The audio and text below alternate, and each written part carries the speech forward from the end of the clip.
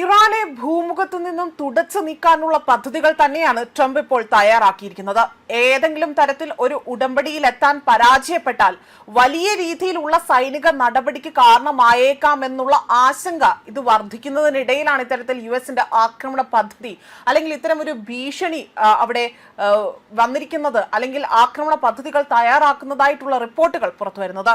ട്രംപിന്റെ നീക്കമാകട്ടെ അവിടെ പ്രാവർത്തികമായാൽ ഇത് ലോക രാജ്യങ്ങളെ പോലും ഒന്നാകെ തന്നെ ബാധിക്കുമെന്നതിലും സംശയമില്ല. യുദ്ധം തുടങ്ങി 6 ആഴ്ച പിന്നിടുമ്പോൾ ഇതുവരെ കണ്ടിട്ടില്ലാത്ത വിധം ശക്തമായ ആക്രമണ പരമ്പരയാണ് ഇവിടെ അഴിച്ചുവിടുന്നത്.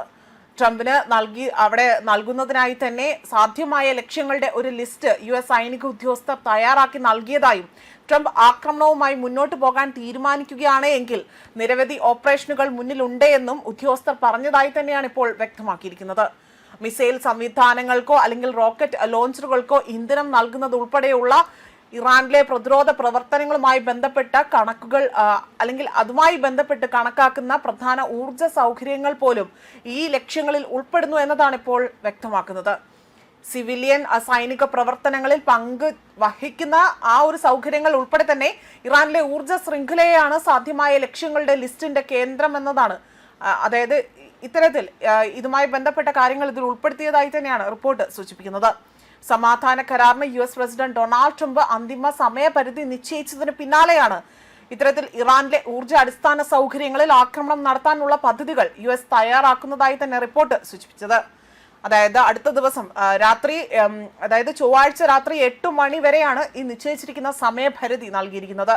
ട്രംപ് ഇറാൻമേൽ സമ്മർദ്ദം ചെലുത്തുന്നതിനിടയിലാണ് ഈ തയ്യാറെടുപ്പുകൾ നടക്കുന്നത്. ഹോർമുസ് കടലിടുക്ക് വീണ്ടും തുറക്കാൻ ഇറാൻ വിസമ്മതിച്ചാൽ ഇറാനിലെ എല്ലാ പവർ പ്ലാന്റുകളും നശിപ്പിക്കപ്പെടും അല്ലെങ്കിൽ അത് ആക്രമിക്കപ്പെടും എന്ന് തന്നെയാണ് ഇതിനോടകം തന്നെ ട്രംപ് മുന്നറിയിപ്പ് നൽകിയിരിക്കുന്നത്.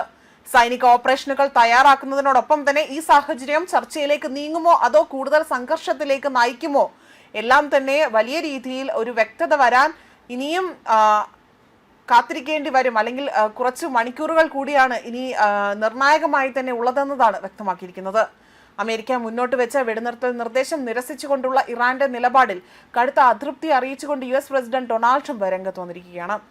അതായത് ഈ തീരുമാനങ്ങളിൽ കൂടുതൽ പ്രത്യാഘാതങ്ങൾ നേരിടേണ്ടി വരുമെന്നും താൽക്കാലിക ഉടമ്പടികൾക്ക് പകരം അവിടെ ഉപരോധങ്ങൾ നീക്കുന്നതിനും പുനർനിർമ്മാണ പ്രവർത്തനങ്ങൾ ഉറപ്പാക്കുന്നതിനുമായ ശാശ്വത പരിഹാരമാണ് ഇപ്പോൾ ഇറാൻ ആവശ്യപ്പെടുന്നത്. എന്നാൽ ഇറാന്റെ ഈ നിലപാടിൽ താൻ വളരെ അസ്വസ്ഥനാണ് എന്നും എത്രയും വേഗം ഒരു കരാറിൽ എത്തിച്ചേരാൻ സാധിക്കാത്ത പക്ഷം ഇറാൻ വലിയ രീതിയിൽ വില നൽകേണ്ടി വരുമെന്ന് തന്നെയാണ് മുന്നറിയിപ്പ് നൽകുന്നത്. ആഗോള ഇന്ധന വിതരണത്തെ ബാധിക്കുന്ന ഹോർമുസ് കടലിടുക്കിലെ ഗതാഗതം പുനഃസ്ഥാപിക്കുന്നതിനും സമാധാന കരാറിൽ എത്തും എന്നതിനുമായി ബന്ധപ്പെട്ടുകൊണ്ട് ട്രംപ് പ്രഖ്യാപിച്ചിട്ടുള്ള സമയപരിധി അടുത്തു വരുന്നതിനിടയിലാണ് ഈ കാര്യങ്ങളെല്ലാം പുറത്തു വന്നിരിക്കുന്നത്. ന്യൂസ് ഡെസ്ക് കർമ്മ ന്യൂസ്.